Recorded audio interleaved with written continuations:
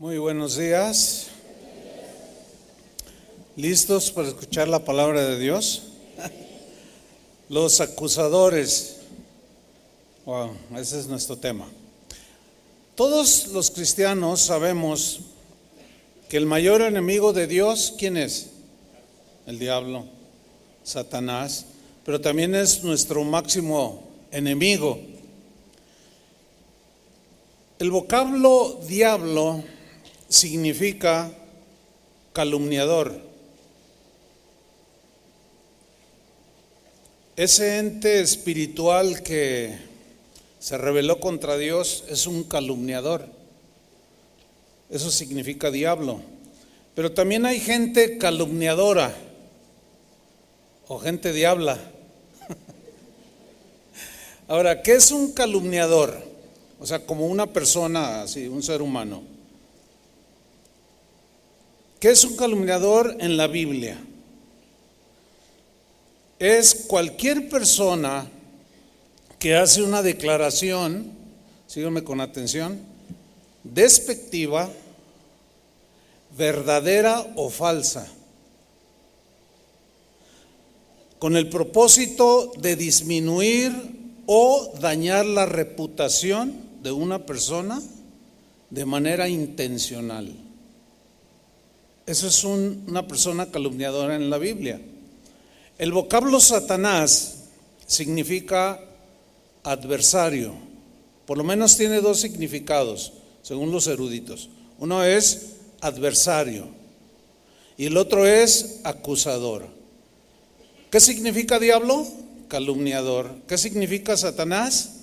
Adversario o acusador. Fíjense en esa definición. ¿Quién es Satanás? Un acusador o el acusador. Por consiguiente, Satanás, el diablo, es un adversario, es un calumniador, es un acusador. Además, Jesús dijo que también Satanás era un homicida,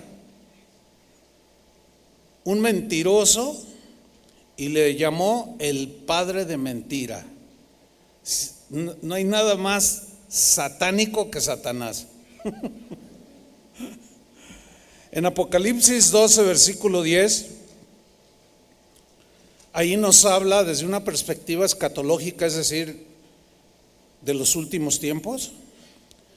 Este es el destino de Satanás. Dice Apocalipsis 12, 10: entonces oí una gran voz en el cielo que decía: ahora ha venido la salvación, el poder y el reino de nuestro Dios y la autoridad de su Cristo, porque ha sido lanzado fuera.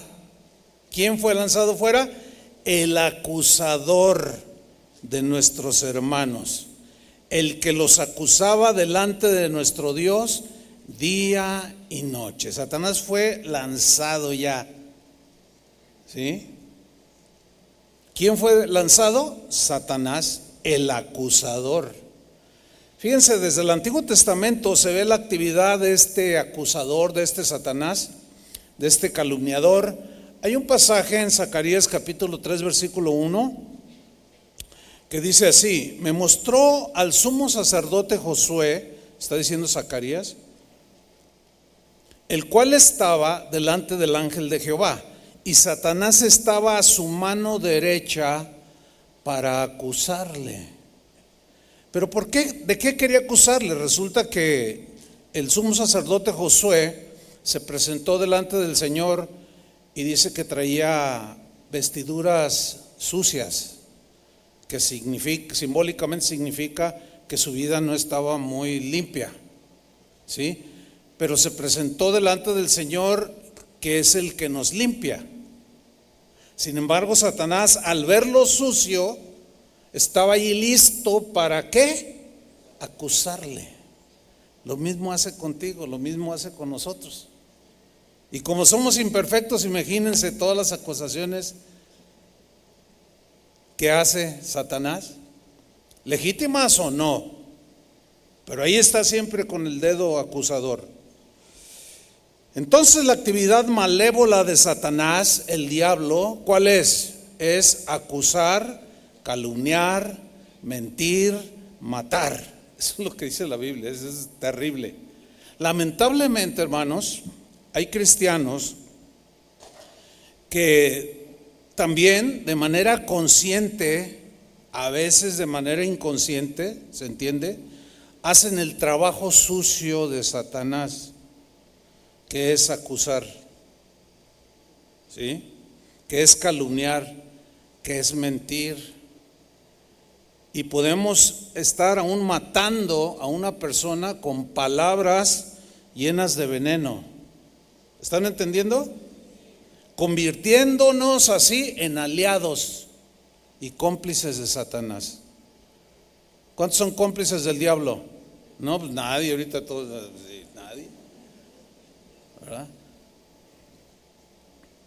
Fíjense que a través de la historia de la iglesia, desde que Jesús la fundó, las acusaciones en contra de Cristo y de la iglesia, hermanos, podemos pasarnos toda la mañana.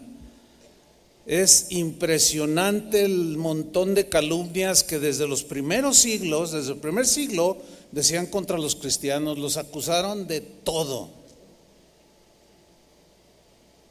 Los acusaron de que hacían orgías, los acusaron de que hacían un montón de mentiras. El emperador Nerón los acusó de que Roma había sido incendiada por los cristianos. O sea, siempre han acusado a los cristianos y el diablo está detrás de todo. Pero también hay seguidores o gente que hace el trabajo del diablo, volviéndose aliados de él. Pero esto no es nada nuevo, ¿eh? Miren este versículo, Mateo 26, 59. Dice: y los principales sacerdotes y los ancianos y todo el concilio, noten que son los líderes del pueblo elegido de Dios, los que supuestamente son espirituales, aman a Dios, aman al prójimo. Fíjese lo que hicieron: buscaban falso testimonio contra Jesús. Yo quiero señalar el verbo buscar. Es como los que se pasan en YouTube ahora buscando a ver quién cometió un error para luego sacarlo. ¿Entienden? Qué horrible es eso. Le buscaron a Jesús por todos lados para entregarle a la muerte. En el versículo 60 dice: y no lo hallaron. Claro, Cristo nunca pecó, Él jamás engañó a nadie, entonces no le encontraron nada. A nosotros nos pueden encontrar un montón de cosas, porque somos imperfectos. ¿O todavía hay algún perfecto cristiano aquí? No, ¿verdad? Y no lo hallaron, aunque muchos testigos falsos se presentaban. Noten, delante del mismo Jesús se presentaban un montón de diablos, de calumniadores, de acusadores. Pero al fin vinieron dos testigos, dice, que dijeron: este dijo, o sea, acusando a Jesús, este dijo: puedo derribar el templo de Dios y en 3 días reedificarlo. Claro, Jesús estaba diciendo de su cuerpo, de que iba a morir, lo iban a crucificar y al tercer día iba a resucitar. Como templo, nosotros como nuestro cuerpo como templo de Dios, Jesús, su cuerpo, templo de Dios también mismo. ¿Qué sucedió? Lo malinterpretaron, lo sacaron de la interpretación de Jesús y lo acusaron. Este dijo que va a derribar el templo, diciendo el templo físico. Dice: ahí está. Y lo acusaron falsamente. Además, ¿cómo iba a destruir imagínense un templo majestuoso, un solo hombre? O sea, los acusadores siempre van a estar buscando cosas que muchas veces hasta suenan tontas, ilógicas. Sin embargo, ahí están acusando. Si a Jesús lo acusaron, lo calumniaron y mintieron falsamente en contra de él, hermanos cristianos que están aquí, que nos ven, necesitamos entender, necesitamos armarnos en nuestra mente del pensamiento de que a nosotros que somos discípulos imperfectos, que tenemos errores y defectos, también nos van a acusar. ¿Están conscientes de eso? A veces nos van a acusar con razón. Otras veces, muchas diría yo quizás, serán falsas acusaciones. Nos calumniarán, mentirán contra nosotros, porque los acusadores siempre están al acecho, listos para parar su dedito y acusar. ¿Se acuerdan que Pablo habló de un aguijón que tenía en su carne?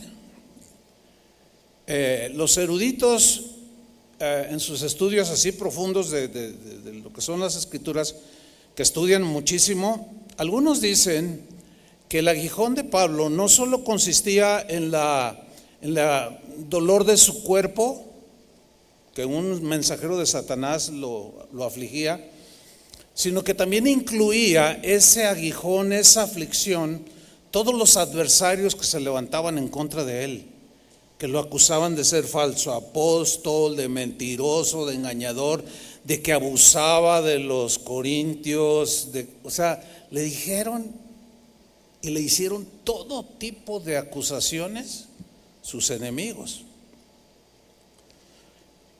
Sin embargo, miren lo que dijo Jesús en Mateo 5:11.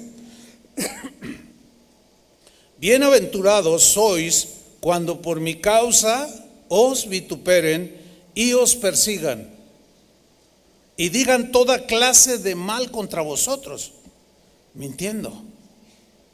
En la versión al día, este versículo se lee así: dichosos seréis cuando por mi causa la gente os insulte, os persiga y levante contra vosotros toda clase de diabluras, toda clase de calumnias.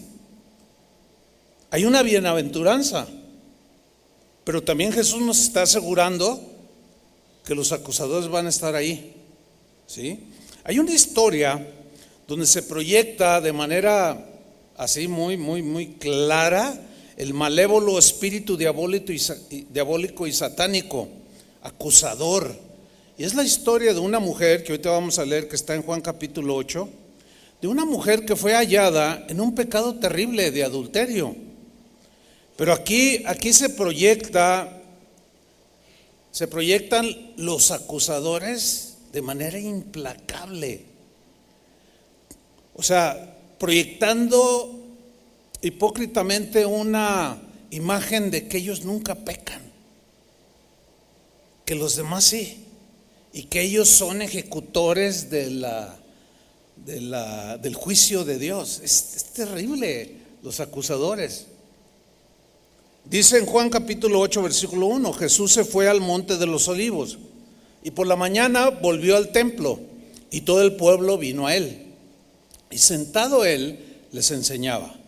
Entonces otra vez aparecen los líderes del pueblo mismo de Dios, o sea, la gente cercana, podemos decir los hermanos.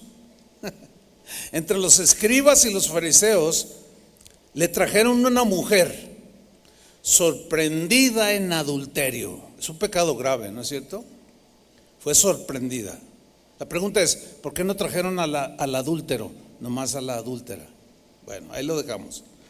Y poniéndola en medio, esa frase, escuche, y poniéndola en medio significa que la pusieron en el centro y todos alrededor. En otras palabras, la expusieron públicamente. Qué terrible, ¿no? O sea, con un espíritu tan sin misericordia, sin nada de misericordia, sin nada de bondad y de deseo de ayudarla y restaurarla, no, la expusieron públicamente. Si hubieran tenido en aquel tiempo cámaras de video y existiera YouTube, le hacían un video y lo publicaban para que mundialmente supieran que esa mujer era una adúltera. ¿Les gusta esa actitud? Díganlo fuerte. No, es terrible, hermanos, la verdad, es horrible, es diabólica, es satánica. Y le dijeron: Maestro, esta mujer ha sido sorprendida en el acto mismo de adulterio. Y en la ley nos mandó Moisés a apedrear a tales mujeres. Tú pues, ¿qué dices? Mira, los acusadores de pronto se vuelven muy bíblicos. En la ley dice, Moisés dijo, los acusadores se sienten como los únicos defensores de la Biblia, de la sana doctrina, y como ellos dan la impresión de que nunca pecan, nunca se equivocan, ellos son los que sí pueden acusar a medio mundo. Qué terrible es eso. Pero se ponen muy espirituales. No, la Biblia dice que no sé qué, y en la ley Moisés nos mandó, y somos muy obedientes. Queremos apedrear a esta mujer, porque así dice la ley de Moisés, que sí decía, era pena de muerte en el Antiguo Testamento. Pero otras cosas las pasaron por alto: la misericordia, la justicia, la bondad. ¿Se dan cuenta? Versículo 6. Mas esto decían tentándole, o sea, como provocándolo a Jesús. Si decía, no le haga nada, entonces, ya ves, eres un violador de la ley de Moisés, mereces la muerte. Otra vez para acusarle. Y así son los acusadores, siempre están como provocándonos, como provocándote. Por eso no debemos de engancharnos con los acusadores, con los que publican, acusan, dicen. No te enganches con ellos, no les respondas nada, déjalos, ora por ellos. Mas esto decían tentándole, ¿para qué? Para poder acusarle. Y Jesús no se enganchó. No te enganches tú tampoco. No respondas a los diablos, a los calumniadores, a los Satanás, a los acusadores. No lo hagas, de verdad. Procura controlarte, dominarte, y no les respondas, porque estarás poniéndote a su nivel. Entonces dice que decían esto tentándole para acusarle, pero Jesús, inclinado hacia el suelo, escribía en tierra con el dedo. Y ahí estaba Jesús escribiendo. Y dice en el versículo 7, y como insistieran en preguntarle, o sea, insistían de una manera pasmosa, así uno tras otro. Ay, maestro, ¿tú qué dices? ¿Tú qué dices? Para provocarlo, para poder acusarlo. Y así son los acusadores. Es que ya no lo aguanto. Dios te va a dar gracia, pero no les respondas. Ese es el consejo de la Biblia. Continúo. Como insistieran en preguntarle, se enderezó y les dijo: el que de vosotros esté sin pecado, sea el primero en arrojar la piedra contra ella. Wow, qué afirmación, ¿no? Como él era el único que no tenía pecado, él sí podía decirle a cualquiera: el que de vosotros diga, yo nunca he pecado, no sé lo que es la maldad, sea el primero en arrojarle primero la piedra contra ella. Versículo 8, e inclinándose de nuevo hacia el suelo, siguió escribiendo en tierra. Aquí quiero hacer una anotación. Algunas tradiciones orales, o sea, que se han transmitido a través de los siglos, y algunos comentaristas bíblicos hablan de que Jesús podía haber estado escribiendo lo que les dijo, por ejemplo, en el versículo 7: el que de vosotros esté sin pecado, sea el primero en arrojar la piedra contra ella. O sea, esta es una adúltera, y él escribiendo: el que de vosotros esté sin pecado. Los que estaban cerca lo estaban leyendo, pero como era una multitud, los que estaban atrás, pues es como los que están allá, pues no alcanzan a ver. Entonces pudo haber estado escribiendo eso. O el que esté sin pecado sea el primero en arrojar la piedra. Y los que estaban, repito, más cercanos, leyendo eso. Algunos dicen, hay una tradición que dice que Jesús escribió sus propios pecados, los están condenando a ustedes. Otros sugieren que Jesús escribió los nombres de algunos de los acusadores y sus propios pecados. ¿Qué nombre diré? Porque no vaya a estar aquí y pues lo va a decir, lo está diciendo por mí, me está acusando. Ya. Bueno, escribió los nombres de los acusadores, X, ¿no? Y sus pecados. Eso los hizo avergonzarse, obviamente. ¿Sí? Versículo 9. Pero ellos, al oír esto, o sea, el que esté libre de pecado, el que nunca haya cometido ningún pecado, tírale primero la piedra. Y sigue escribiendo. Al oír esto, acusados por su conciencia, porque a ver, hermanos, vamos a hacer la reflexión corta de nuevo. Todos los seres humanos somos imperfectos. No hay uno solo perfecto. Todos nos equivocamos, todos fallamos, cometemos errores, pecamos, nos avergonzamos. Tenemos a Jesús como nuestro intercesor, pedimos perdón y Él nos perdona, ¿no es cierto?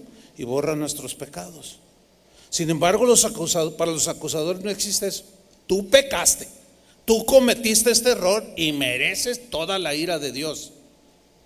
Pero la ira de Dios ya fue llevada en Jesús. Nosotros ya no somos merecedores de la ira de Dios. Sin embargo, hay quienes creen que sí. Claro, Dios disciplina todo, pero es diferente a su ira, a su enojo que va a destruir a sus adversarios. Entonces, ¿qué sucede aquí? Fíjate, sigamos leyendo. Acusados por su conciencia, salían uno a uno, ¿verdad? El primero que escribió Jesús allí, Pancho Pistolas, es un mentiroso. Y a lo mejor era el más acusador. A ver, aquí yo soy muy bíblico, amo a Dios, la sana doctrina. Y esta mujer hay que apedrearla. ¿Qué dices tú? Pancho Pistolas, ¿verdad? Eres un mentiroso y eres un ladrón. Y fue el primero que salió corriendo. ¿Sí? Salieron uno a uno, comenzando desde los más viejos, o sea, los más cargados de pecados, hasta los postreros, o sea, los más jóvenes. Y quedó solo Jesús y la mujer que estaba en medio. Entonces Jesús, enderezándose Jesús, y no viendo a nadie, sino a la mujer, le dijo: mujer, fíjate la pregunta, ¿dónde están los que te acusaban? Traten de imaginarse esa escena. ¿Dónde están los que te acusaban? Bueno, al menos ya reconocieron que no son perfectos. Se fueron. Mira, los acusadores a veces son los peores. Son peores que el acusado. Pero con Jesús nadie se puede poner a discutir ni a argumentar. Los puso en su lugar. Lo mismo que sigue haciendo Jesús con los acusadores. Los sigue poniendo en su lugar. Tarde o temprano, su conciencia finalmente los reprueba y salen avergonzados. ¿Dónde están los que te acusaban? Le sigue preguntando. ¿Ninguno te condenó? Ella dijo: ninguno, Señor. Y miren lo siguiente, Entonces Jesús le dijo: ni yo te condeno. Qué palabras tan llenas de misericordia, ¿no? Qué palabras tan llenas de amor, de perdón, de paciencia. Que el Señor Jesús sabe que no somos perfectos, que fallamos, que tenemos debilidades, que a veces nos desilusionamos, a veces nos frustramos, nos enojamos, hacemos muchas cosas.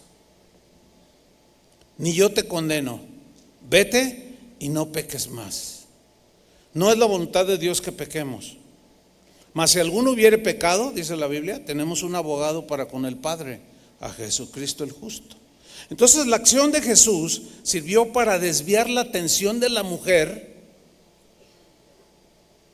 y dirigirla hacia la conciencia de los acusadores. Sigue haciendo lo mismo el Señor. O sea, alguien te acusa y lo que hace Jesús con los acusadores es quitar la atención de ti, o sea, del acusado, para que la conciencia de aquellos se den cuenta de que su actitud no es la correcta. Y menos cuando tienen una actitud así implacable. Sí, ella hizo esto. Aquí está la prueba, mire, 15 videos.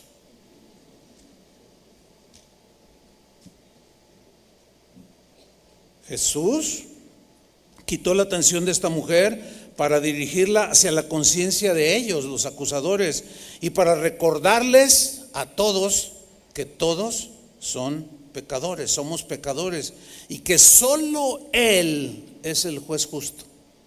Él es el único que va a juzgar, acusar, pero con justicia. Nosotros nos podemos equivocar. Ese es el asunto. Miren, el mismo Jesús no se libró de los acusadores, Los acusadores lo acusaron, entre otras cosas, de engañador. Al mismo Jesús.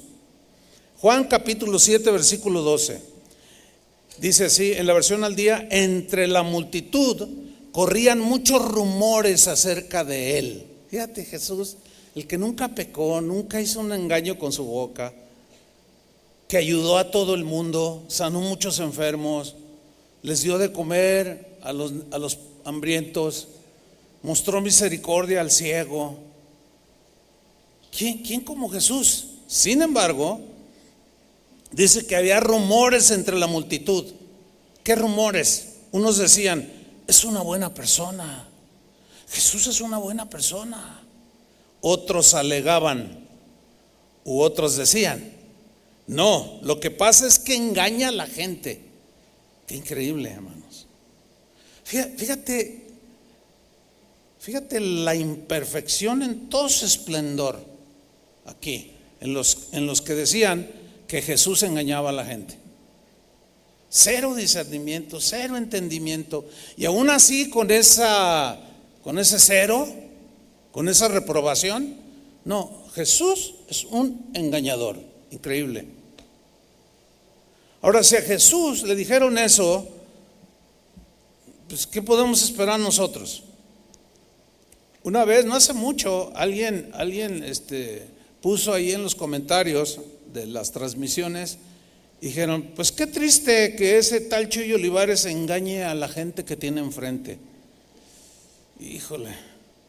Bueno, les voy a ser sinceros. Pues al paso de los años aprendes muchas cosas, Dios trata contigo, comprendes. Yo entiendo eso. Yo lo leí, de pronto pues sientes lo agresivo, ¿no?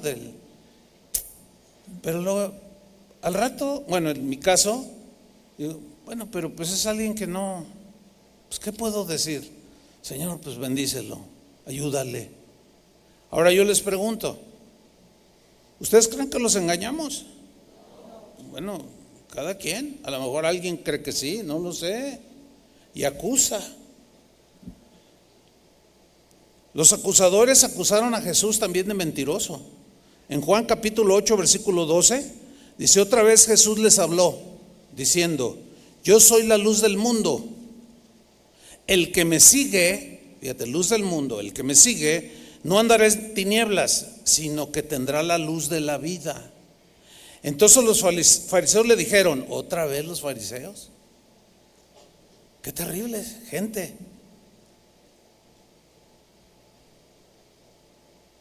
Entonces los fariseos le dijeron: tú das testimonio acerca de ti mismo, porque Jesús decía: yo soy la luz del mundo. ¿Cómo que tú eres la luz del mundo? Ellos esperaban el Mesías, se les presenta, lo tienen enfrente y no lo reciben. Yo soy la luz del mundo, el que me sigue no andará en tinieblas. No, dice: tú das testimonio acerca de ti mismo, tu testimonio no es verdadero, estás mintiendo. ¿Cuál luz del? Tú no eres nadie, tú eres el hijo de un carpintero. En otra parte le dijeron: tú eres hijo de fornicación. Y él no nació por relaciones sexuales, ¿verdad que no? Él nació por obra milagrosa del Espíritu Santo en el vientre de María, o del vientre de María. Fíjese todo lo que le dijeron. Le dijeron cosas muy fuertes.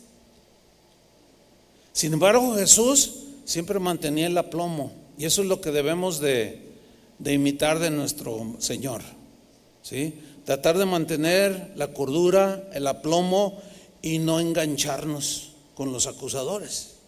Tu testimonio no es verdadero. Si Jesús fuera un mentiroso, nosotros seguiríamos a un mentiroso. Y todo esto es mentira. Mentira que Dios cambió tu vida. ¿Se dan cuenta lo trascendente de esas acusaciones? O sea, ese cambio de vida, ese levantamiento, esas alas que Dios, Señor, te dio para volar como el águila y que te levantaron de la suciedad, es mentira. ¿Se dan cuenta hasta dónde puede llegar la acusación de ellos? Era con el ánimo de destruir, no solo a él, sino a todos aquellos que le siguieran. Pero Jesús es la verdad. Yo soy el camino, dijo, la verdad y la vida. No una, la verdad. Seguimos al verdadero, seguimos al Verbo encarnado, que no mintió a nadie. Todo lo que él dijo, muchas de las cosas ya se han cumplido, y se van a cumplir las demás cosas, entre ellas que un día va a venir por los suyos, no por los diablos, no por los Satanás, los adversarios, los calumniadores, los acusadores que están ahí. No, por esos no, porque esos no lo esperan, aunque se digan del pueblo de Dios. Lo acusaron de ser un samaritano, lo acusaron de estar endemoniado. No, se volaron la barda. Si tú crees que lo que te han acusado, te han calumniado, ha sido, no se lo deseo a nadie. Todos decimos cuando nos pasa algo, no se lo deseo ni a mi peor enemigo. Esa es clásica, ¿no? En Juan capítulo 8, versículo 48, en la versión al día dice: ¿no tenemos razón al decir que eres un samaritano y que estás endemoniado? Replicaron los judíos, o sea, los del mismo pueblo. Otra vez quiero retomar, dice, no tenemos razón, porque él estaba enseñando, estaba diciendo cosas, enseñando su doctrina, y cuando lo oían, no tenemos razón al decir que eres un samaritano. ¿Por qué le dijeron samaritano? Miren, decirle en los tiempos bíblicos a alguien samaritano era una ofensa terrible. ¿Por qué? Porque los samaritanos, ustedes recuerdan la mujer samaritana que habló con Jesús cuando los discípulos llegaron, regresaron y lo vieron hablando con una mujer, dice el Evangelio de Juan. Lo vieron que estaba hablando con una mujer samaritana. Y cuando Jesús tiene el contacto con ella, ella le replica, no, dice, ¿tú por qué me pides agua? Judíos y samaritanos no se tratan entre sí. Había un pleito casado entre judíos y samaritanos, porque los samaritanos eran judíos que se habían mezclado con otros pueblos que no eran judíos y eran menospreciados. Los judíos a los samaritanos les llamaban perros, y si alguien quería ofender a otro de manera así, obviamente no puedo repetir ninguna ofensa que hoy, en el día de hoy, cuando alguien quiere decirle a alguien y ofenderlo y dañarlo, herirlo, le dice ciertas cosas. Ustedes entienden esto, ¿no? Imposible replicarlo aquí. Pero en esos tiempos decir, tú eres un samaritano, era algo horrible, ¿sí? Era decirle, tú eres un perro. ¿Se imagina gente diciéndole a Jesús, eres un perro? Pues ahí les va. Hay cristianos diciéndole a otro perro. O sea, con una desfachatez, con una falta de conciencia impresionante, que tú dices, ay Dios, pues ¿dónde ¿qué está pasando aquí? Es terrible. Y además le dijeron, estás endemoniado. ¿Se puede imaginar a alguien decirle a Jesús, estás endemoniado? Fíjense, aquí en este caso, en el versículo 49, Jesús dijo, no estoy poseído por ningún demonio. Allí sí le respondió, no estoy endemoniado. Bueno, las mismas acusaciones se dan el día de hoy, hermanos. Como les decía, desde el principio de los siglos, quiero decir, del inicio de la iglesia cristiana, a los cristianos los acusaron terriblemente. Ustedes conocen esas historias de que ellos en Roma, al ser perseguidos, ellos se escarbaron subterráneos, lo que se conoce como las catacumbas, ¿sí? Donde ellos vivían allí para huir de la persecución. Entonces los romanos, las autoridades romanas y los que odiaban a los cristianos, los acusaban, no, allí en esas catacumbas cometen incesto, hacen un montón de cosas, y mucha gente les creía que los cristianos hacían eso. Entonces cuando un cristiano llegaba y les compartía acerca de Cristo, decían, tú eres el que comete incesto con tu hija, ¿verdad? ¿Y quién te dijo eso? No, nosotros sabemos, está comprobado. Y si hubiera habido videos en ese tiempo, ya vi el video que hizo el emperador romano, ya lo vi el video. Terrible, hermano. Miren, la verdad es que es muy abrumadora en toda la historia la persecución a los cristianos. Durante la semana vi un documental que me dejó sorprendido, donde decía que ya hay estudios de que en la actualidad el grupo, digamos, religioso más perseguido alrededor del mundo son los cristianos. O sea, somos nosotros, hermano. Dieron cifras de cuántos muertos en cuántos países por solo el hecho de ser cristianos. Sin embargo, a los musulmanes, a otras religiones, nada. Pero a los cristianos, sí. ¿Por qué?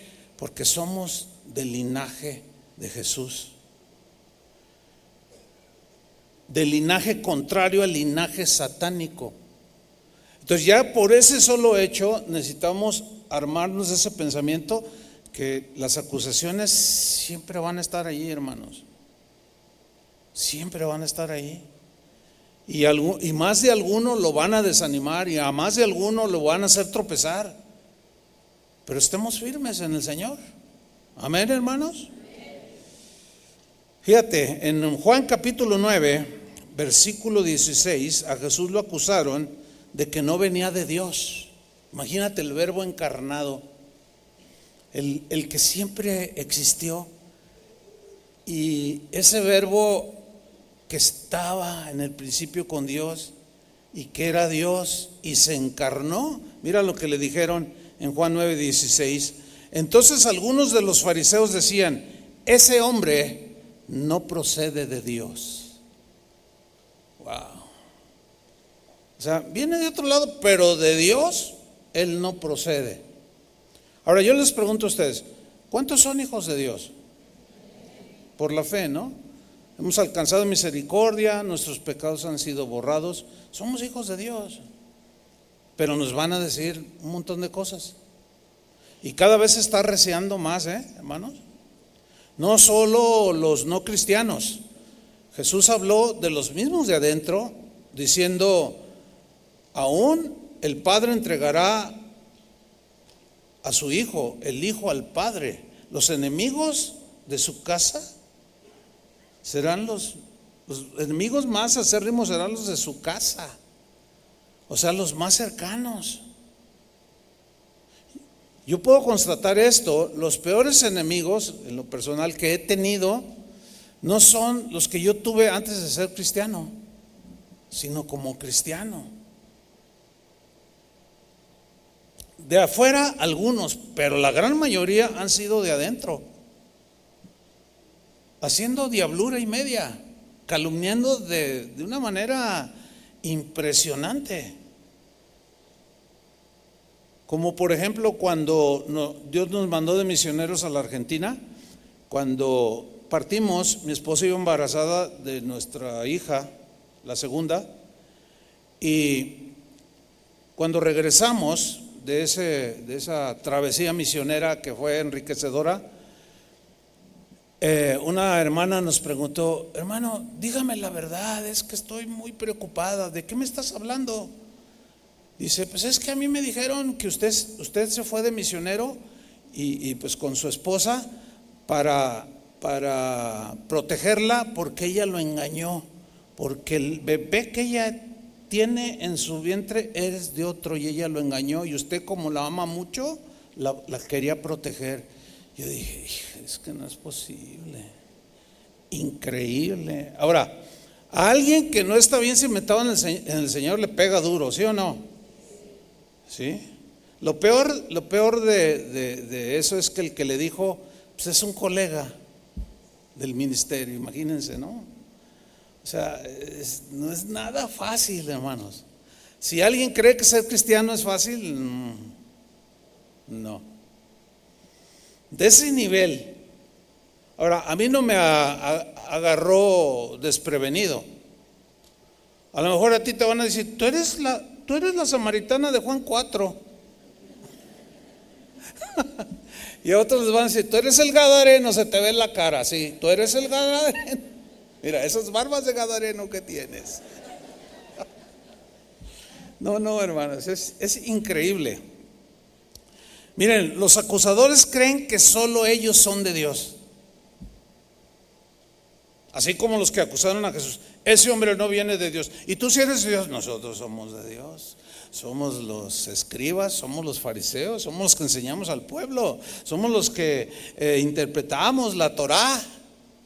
Nosotros somos de Dios, elegidos por Dios. ¿Y quién es Jesús? Ese es un endemoniado y no viene de Dios. Los acusadores creen que solo ellos son de Dios. Los acusadores creen que solo ellos hacen la obra de Dios. Los demás no, porque son pecadores, cometen adulterio, son falsos maestros, son herejes, esos no hacen la obra de Dios. Nosotros sí. Por eso tenemos el derecho de parar el dedo y ¿qué? Acusar. No es de Dios. A ver, vamos a hacer así como una pruebita. ¿A cuántos de ustedes les dijeron, por poner un ejemplo, ¿no?, que Casa de Oración era una iglesia X? A ver, levante la mano. Mire, un montón. ¿Y qué hacen aquí? Pues no, o sea. Una vez se acerca un señor, hace años de esto, y dice: pastor, ¿nos puede recibir a mí y a mi familia como miembros de esta congregación? Le digo: sí, ustedes ya son cristianos. Sí, dice: venimos de la Ciudad de México. Ah, no, pues claro, le digo. Traemos una carta. Dice: mire, pero queremos decirle algo, pastor. Mire, llegamos hace un año aquí a Guadalajara. Dice: y nosotros veníamos buscando casa de oración porque el pastor nos la recomendó, pero por alguna razón el taxi nos llevó a otra iglesia. Obviamente omito el nombre de la iglesia. Dice: y cuando llegamos, le digo: oiga, ¿aquí es casa de oración? No, pero pásele. Ay, pero es que yo busco casa de oración. No, pero pásele, ya está aquí no es, pero pásele. Dice: al final le doy la dirección, si quiere, ya quédese al servicio. Ah, pues está bien, nos quedamos. Al final me acerco con el que nos recibió y le digo: oiga, ¿me puede dar la dirección? Dice: mira, yo no te la recomendaría, porque le dice: pero ¿por qué? Es que yo escucho, en aquel tiempo eran cassettes y se escuchaban. Y dice: mira, te voy a decir la verdad, en casa de oración se cambian las esposas. Yo le dije: ¿eso te dijo, hermano? Sí. Dice: y cuando me dijo eso, me dio la dirección. Y digo: ¿tú sabrás? Dice: tengo un año asistiendo para observar. Dice: pastor, ¿por qué la gente dice esas cosas? Porque hay cristianos que se alían al diablo. ¿Entiende? Que se hacen cómplices del diablo, se hacen cómplices de Satanás. Acusan, calumnian, mienten. Qué horrible, qué horrible. ¿Quieren ser así? No, nuestro trabajo es quitarles lo endemoniado. Espero no se ofenda, No, es que es terrible. ¿Cómo? O sea, no sé cómo concebir a alguien que dice yo soy cristiano y decir semejantes cosas. Da escalofrío. En Juan 9:24, este es un texto que habla, pues es toda una historia. Jesús había sanado a un ciego de nacimiento y empezaron ahí a ver, pues empezaban a discutir de que cómo que te sanó y quién te sanó. Pues no sé, pues es un hombre ahí que me tocó y me sanó. Y pues los fariseos empezaron a buscar quién era. Pues se enteraron que había sido Jesús y lo asediaban al ciego. Y luego fueron con los padres del ciego. A ver, ese que sanó a tu hijo no es de Dios, es un endemoniado, es un otro. Tú que nosotros no decimos nada, pregúntenle a mi hijo, pues él es el sanado, que les diga.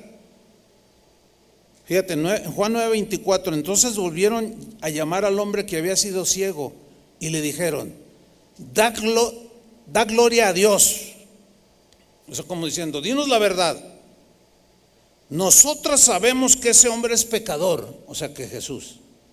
Mira, yo quiero ponerle atención. A veces hay frases en la Biblia, cuando la leemos, que parecen así como que no tienen nada, pero la frase es, nosotros sabemos que ese hombre es pecador. Fíjate el lugar en el que se pusieron, hermano. O sea, a lo que voy es esto. Los acusadores todos lo saben. ¿Te imaginas? Decirle al ciego, nosotros sabemos que ese hombre es pecador. Cuando previamente ya habían buscado por todos lados y no le encontraron nada. Sin embargo, nosotros sabemos que ese hombre es pecador, porque ellos creen que lo saben todo. Es decir, los acusadores se atribuyen un atributo que solo Dios tiene, que es la omnisciencia. Es decir, que todo lo sabe Dios. Entonces, cuando alguien dice, es que yo lo sé, nosotros sabemos que ese hombre es pecador, pregunta, ¿estaban en lo cierto o estaban mintiendo? Se estaban poniendo en el lugar de Dios. O sea, ahora resulta que los acusadores tienen ese poder de meterse al corazón, de ver y de saber lo que hay en el corazón de cada uno de los demás, menos en el de ellos. Fíjate, qué cosas, ¿no? O sea, te ven, te disciernen y como todos lo saben, no, ese es así, esa es así, esto y lo otro, no, allí esto, ta.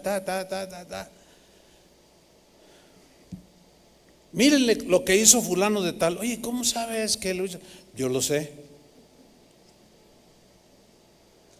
Oye, ¿ya viste fulano de tal lo que hizo? Sí, yo ya sabía. Ese no es nacido de nuevo. Miren, hace ya rato, ya hace algunos años que yo quité esa afirmación de mis labios. Cuando alguien cometía algún pecado, se alejaba de Dios o algo, probablemente no es nacido de nuevo, o por sus frutos los conoceréis. Entonces, como nada más estamos viendo el presente y no el futuro, le estamos cerrando a la gente la posibilidad. ¿Cómo sabemos que se va a arrepentir al otro día? Ya estamos diciendo que no es nacido de nuevo.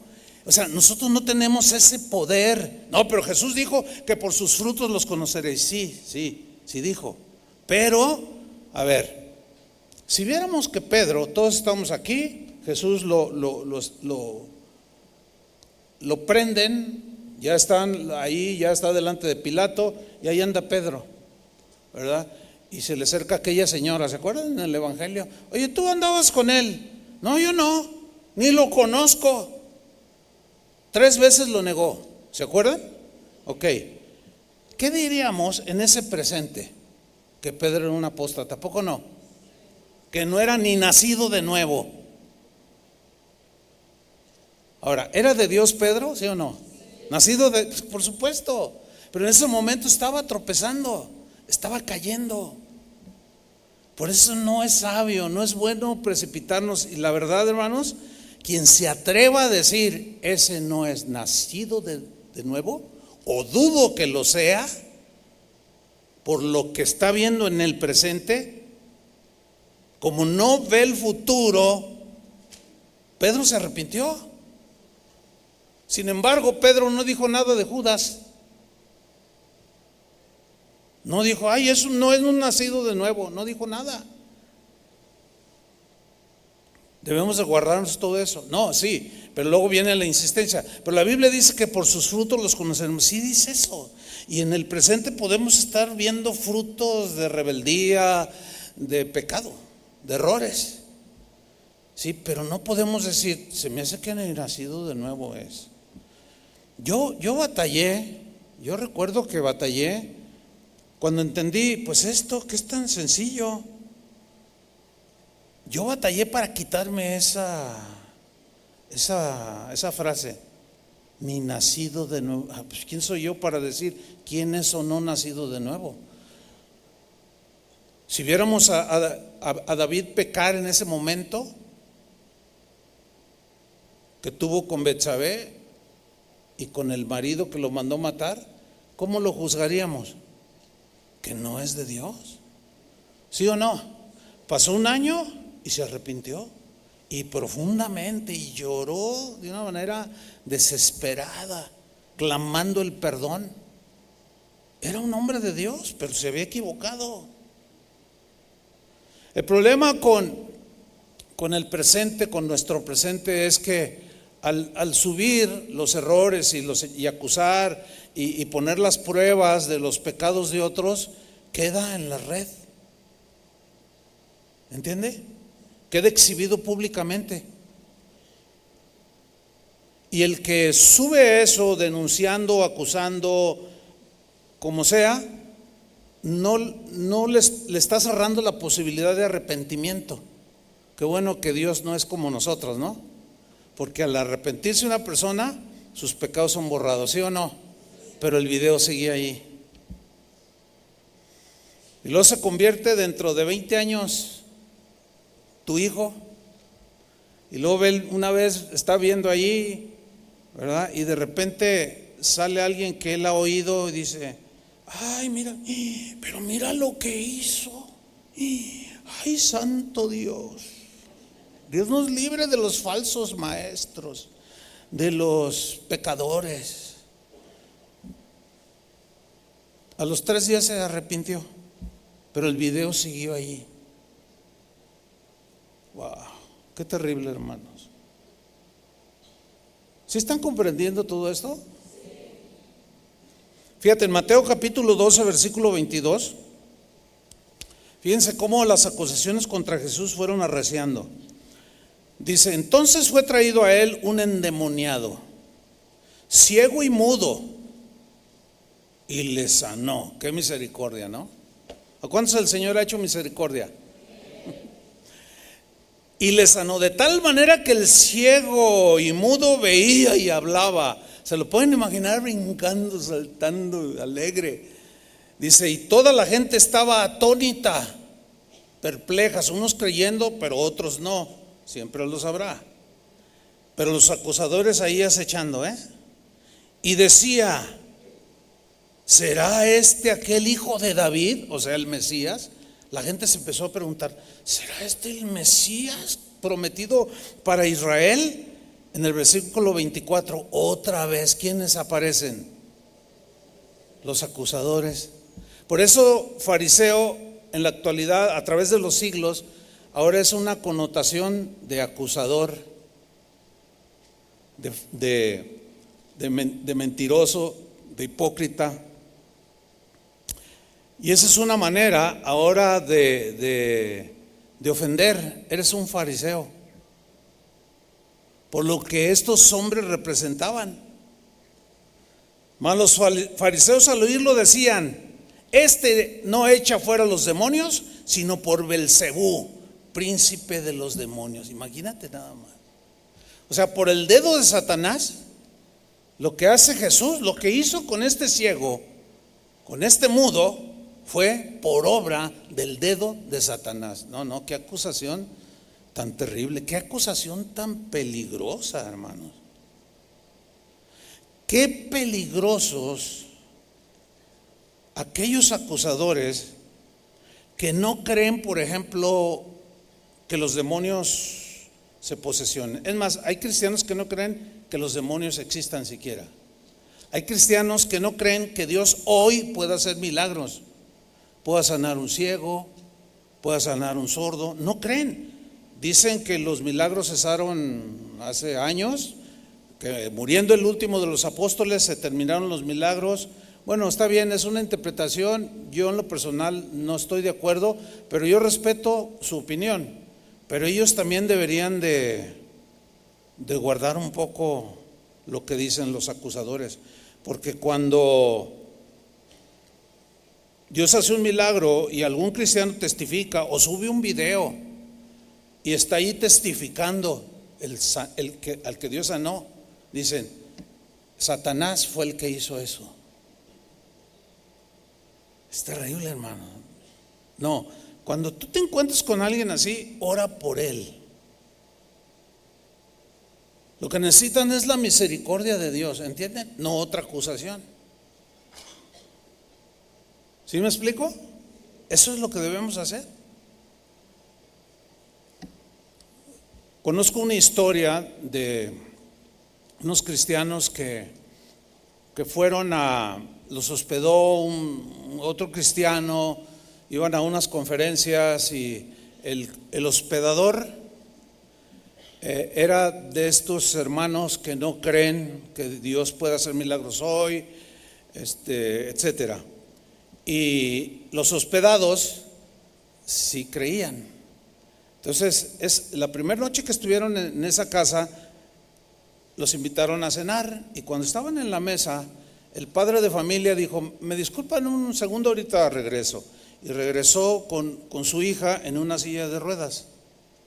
Y la puso allí, la acomodó, saludó a la niña, una niña como de 10 años, y cenaron, y eran dos cristianos que se habían hospedado y se miraban el uno al otro, y se pasaron un papelito: vamos a orar por ella. No, sí, pero aquí no creen esto. Pues no le hace, hay que orar por ella, tengo eso fuerte, le decía el uno al otro, ¿no? Dice, así con papelitos. Y al final de la cena, uno de ellos, a mí me lo contó personalmente, le dijo: hermano, ¿me deja orar por su hija? ¿Orar? ¿Para qué? Pues quiero orar. ¿Me permite orar? Bueno, está bien, dice. Entonces el otro hermano se hincó y le puso las manos en la rodilla y yo en la cabeza, y empezamos a orar. Pastor, ¿qué cree? Que el Señor la levanta, y la niña brincando: papá, camino. Y el hermano que los había hospedado se quedó frío, pero empezó a llorar, y la esposa.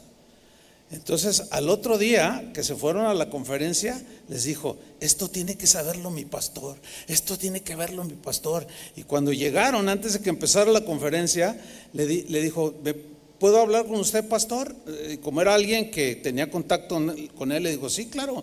Entonces cuando entra a su oficina, él estaba escribiendo y le dijo: quiero que veas hacia acá. Y cuando levanta la vista y ve a la niña: ¿qué es eso? Y la niña: hermano, pastor, mire, Dios me sanó. ¿Y saben qué dijo el pastor? Eso es del diablo. Yo sé que esto les cayó a ustedes como un balde de agua fría, y hasta ese fue, así se sintió como lo hicieron. Ese es un caso verídico. Y los corrió de la iglesia. Bueno, hay que orar por esa gente, ¿entiende? Ahora, todos esos son los que hoy acusan a los que creemos en milagros, pero de una manera así, yo diría en algunas ocasiones diabólica, satánica, atribuyéndole a Satanás los milagros de Dios. Qué lamentable, ¿no es cierto? Pero todo tiene que ver con ese espíritu calumniador, acusador, satánico, contra el que debemos de luchar y desprendernos, hermanos. ¿Cuántos dicen amén? Denle un aplauso a Jesús. Él es poderoso.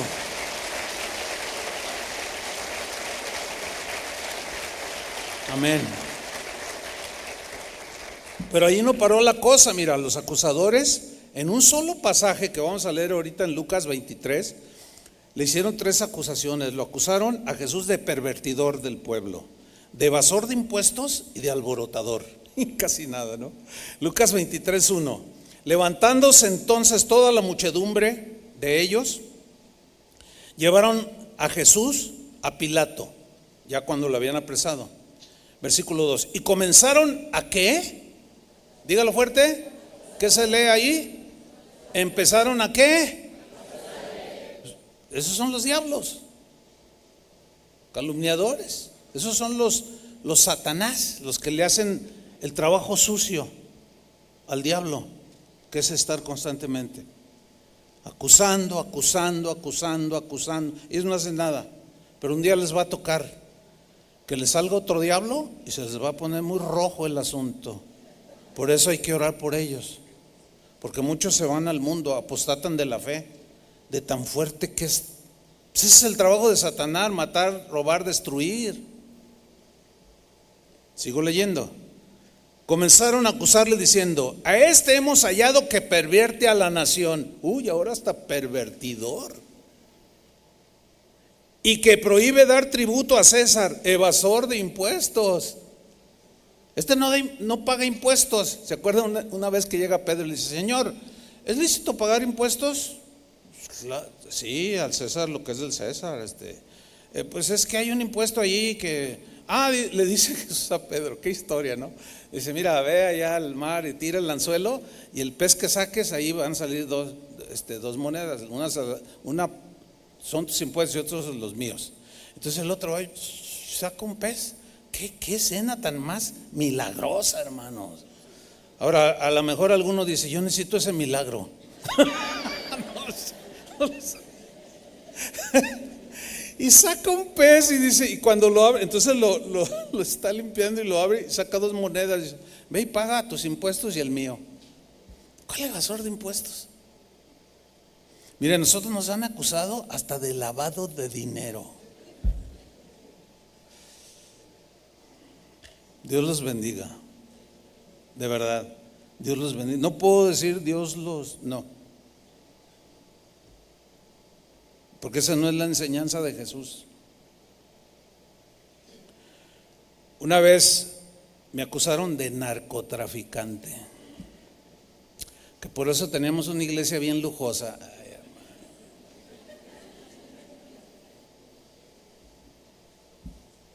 Es increíble. Julio nomás le hace. No, es que es increíble, hermanos.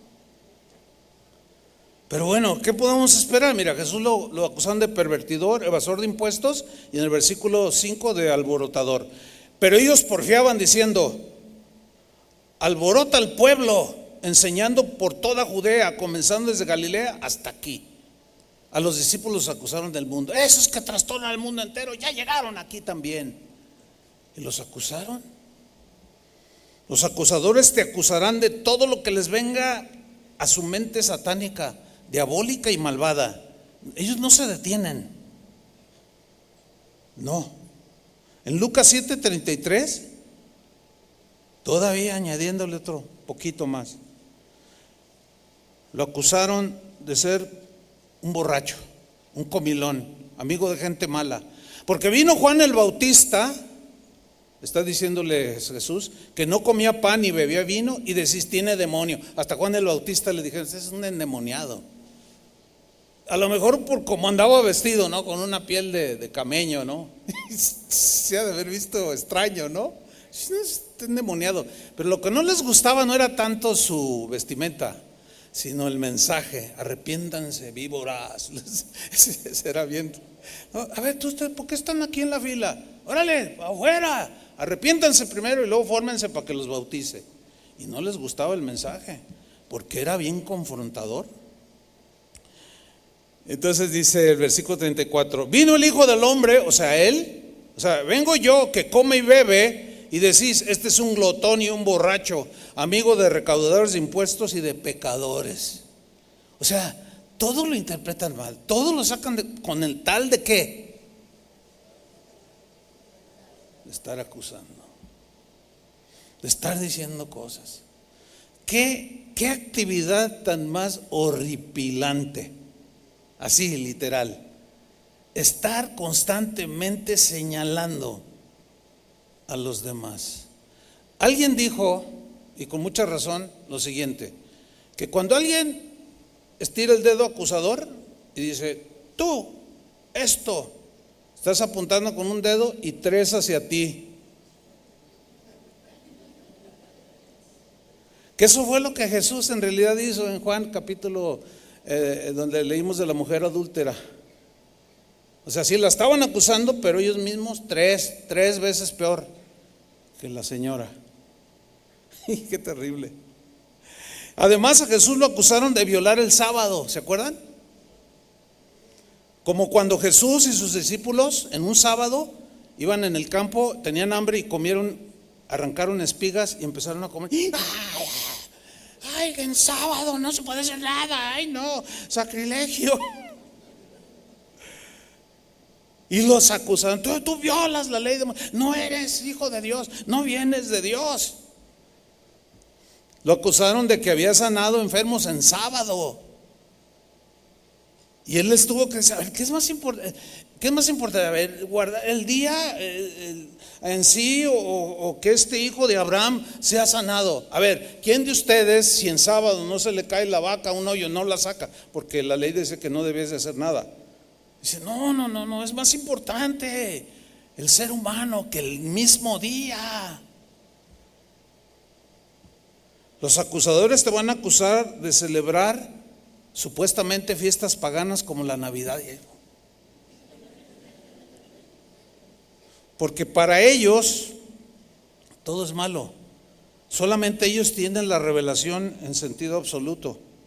Porque ellos, los acusadores, ellos sí pueden ver en tu corazón. O sea, Navidad pagana, es que no ves todo lo que se hace alrededor. Bueno, es que lo que hagan los otros, ahora sí que yo qué puedo hacer, o tú qué puedes hacer.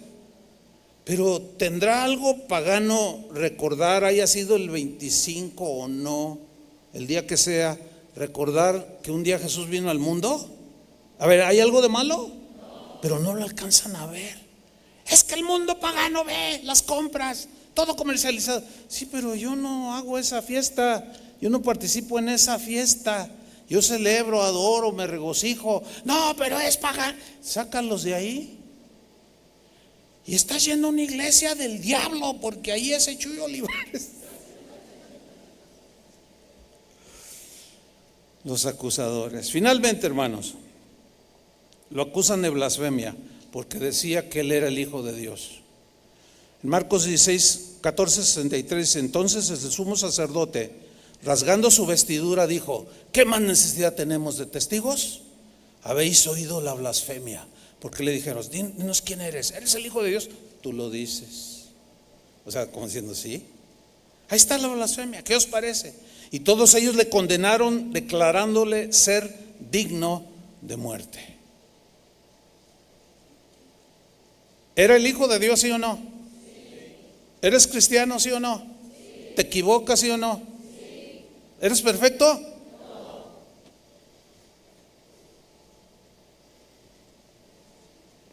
Los acusadores te acusarán de que lo que tú enseñas, lo que tú dices ser, es falso. Solo porque no piensas como ellos. Mira, hermano, todo hay que entender algo. La Biblia es la palabra de Dios, ¿sí? El problema con la que se genera es que como seres humanos, aunque tengamos la palabra de Dios, como seres imperfectos, nos podemos equivocar en la interpretación de la Biblia. No sé si ustedes pueden entender esto. ¿Lo entienden o no? Esto es importante. Es decir, no hay un solo ser humano que tenga todo el entendimiento en sentido absoluto. Que diga, es que lo que yo creo, esto es. No, pero hay algunos que sí creen eso, que lo son. O sea, que yo soy la última interpretación. Fuera de lo que yo entiendo en la Biblia, interpreto todo el que diga lo contrario a lo que yo interpreto, no es de Dios, o están equivocados. No, eso no es una buena, un buen argumento. No hay un solo hombre. El mismo Pedro dice que Pablo escribió cosas difíciles de entender, las cuales los indoctos e inconstantes, ¿qué? Tuercen. O sea, nos podemos equivocar en algún concepto bíblico, eso hay que entenderlo, ¿sí? Pero ¿qué es lo que nos va a asegurar que vamos en el camino correcto? Se conoce como ortodoxia, o sea, lo correcto. ¿Qué es? Lo que los cristianos desde el primer siglo creyeron. Y así hasta el día de hoy. ¿Entiende? Por ejemplo, si los primeros cristianos, yo sé que esto que voy a decir es controversial porque lo sé. Si los primeros cristianos bautizaron niños, entonces debemos bautizarlos, ¿no? No hay registro bíblico. Sin embargo, hay cristianos que aseguran que se puede bautizar a los niños. ¿Sí sabe eso, no? Entonces, uno de los dos puede estar equivocado o está equivocado. ¿Entiende eso? Uno de los dos está equivocado. O se bautizan o no se bautizan niños. Ahora, el que esté equivocado, pues no pasa nada. ¿Qué pasa? Porque no es un asunto fundamental de la salvación. Es complicado. Por eso yo, desde que me acuerdo, empecé a enseñar la palabra, yo le decía al Señor, Señor, dame gracia para saberle explicar lo más simple y sencillo a la gente, ¿sí? Para que entienda, para que ellos mismos vean en la Biblia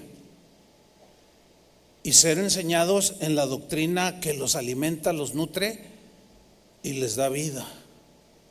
¿Se imagina que yo les enseñe a ustedes a acusar, a odiar, a descalificar, a discriminar? ¿Se imaginan? Bueno, yo no me veo allí,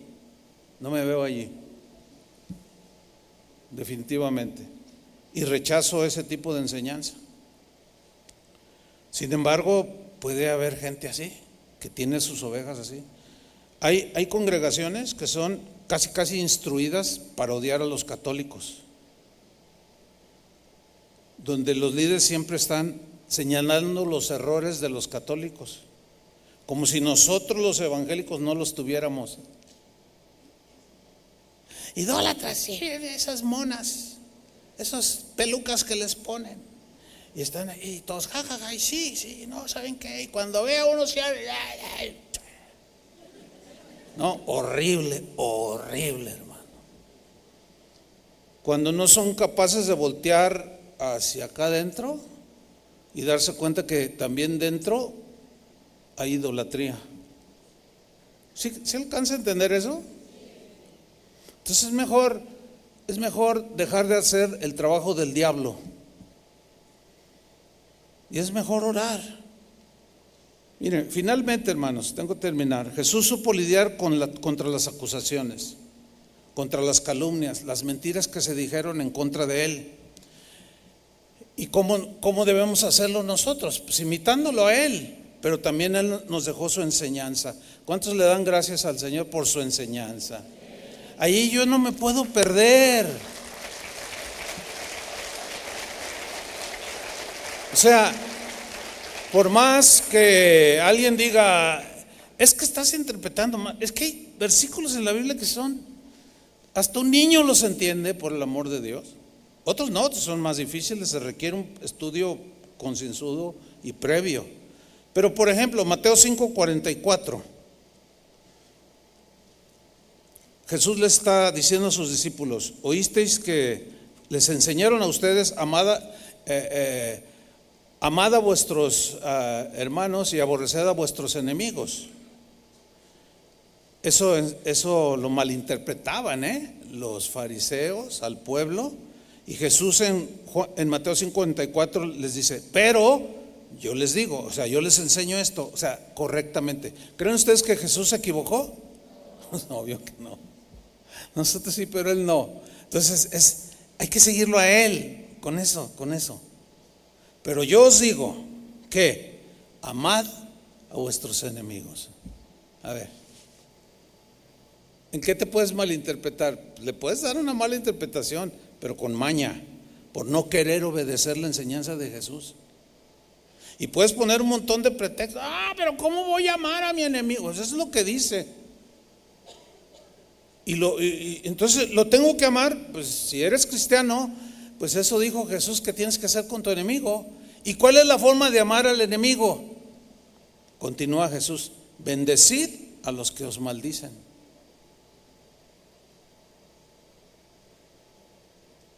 Entonces, ¿qué vas a hacer cuando el hermano diablo? Fíjate qué contradicción, ¿no?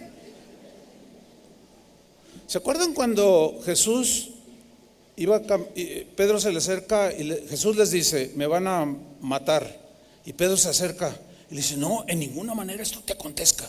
Y Jesús le dice: quítate delante de mí, Satanás, adversario,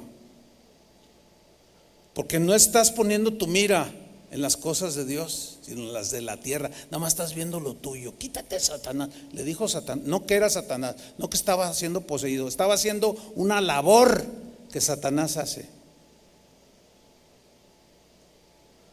Por eso cuando dije, a ver, entonces, ¿qué hacemos cuando el hermano diablo? Suena rarísimo, ¿no?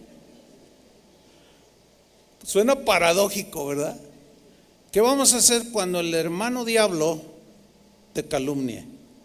Pues lo vas a bendecir, ¿no? Bueno, si tú dices que eres cristiano, si tú quieres seguir la enseñanza de Jesús, miren toda la interpretación que se requiere. O sea, ahí está el meollo del asunto del cristianismo, hermano, la enseñanza de Jesús.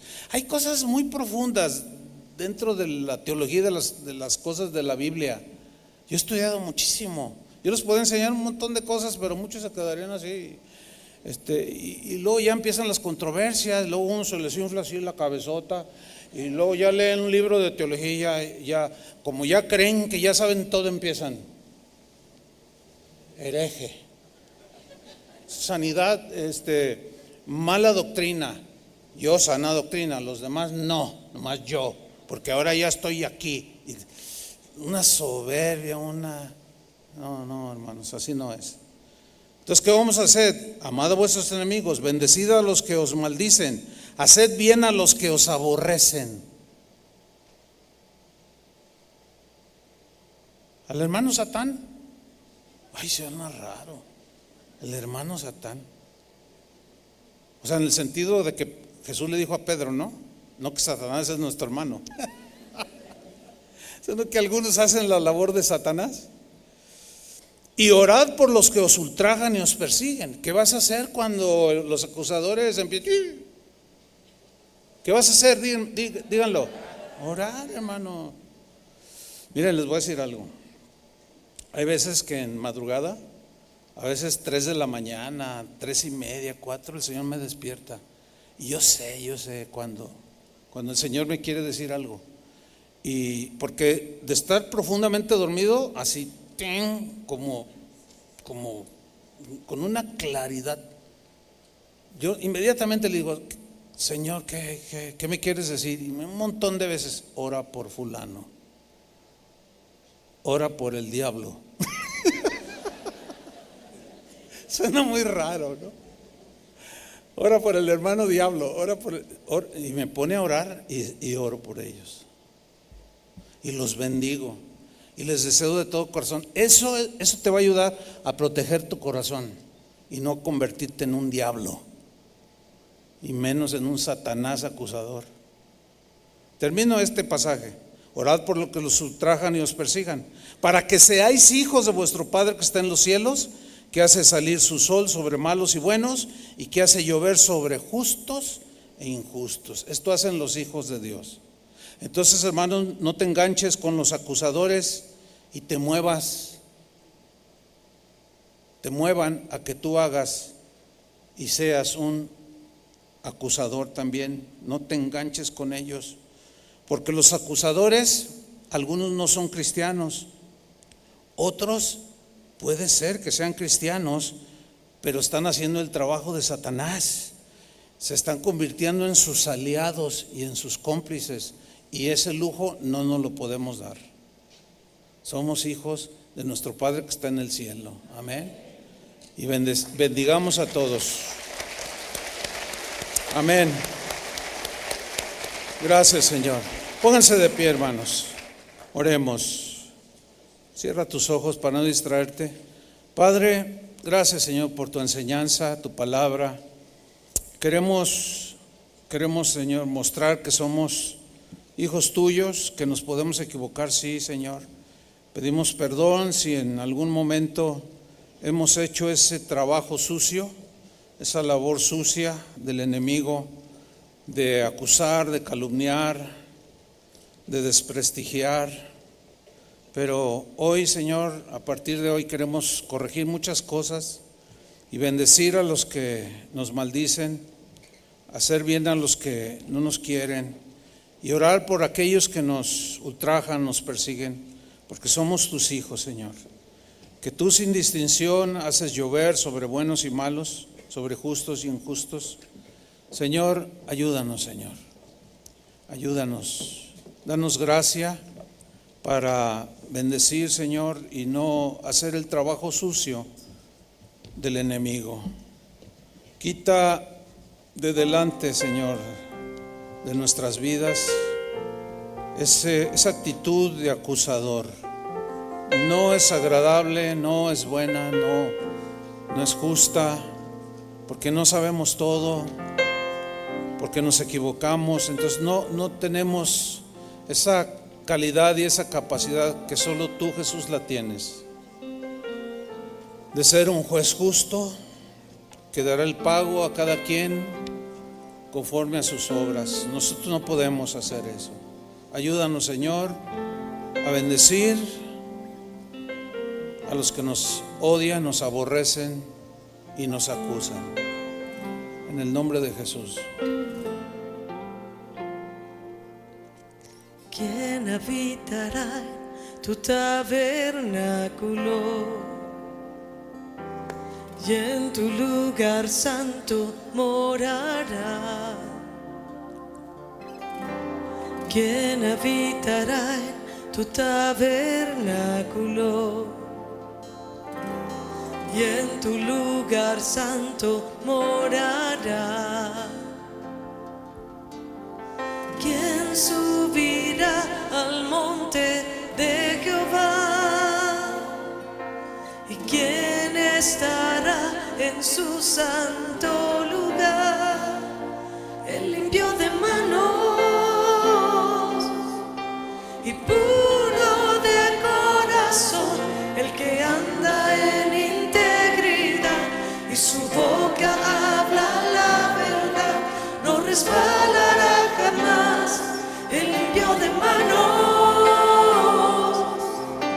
y puro de corazón, el que no habla para calumniar ni desea a su vecino el mal, Jehová lo bendecirá.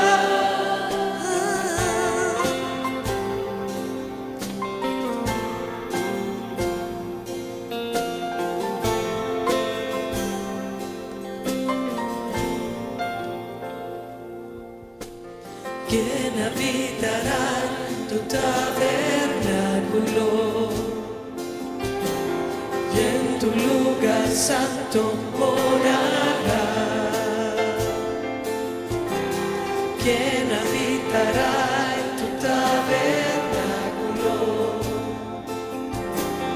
Y en tu lugar santo morará.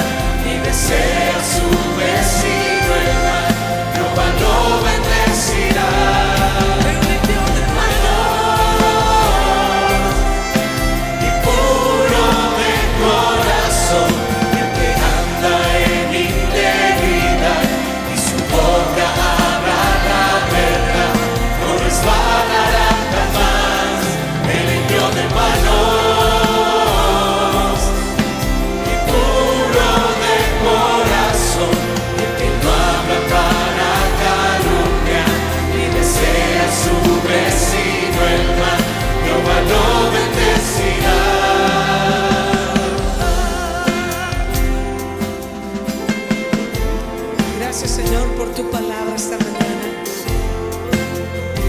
La recibimos, Señor, y hacemos un compromiso contigo de caminar en integridad, de guardar nuestro corazón y nuestra boca,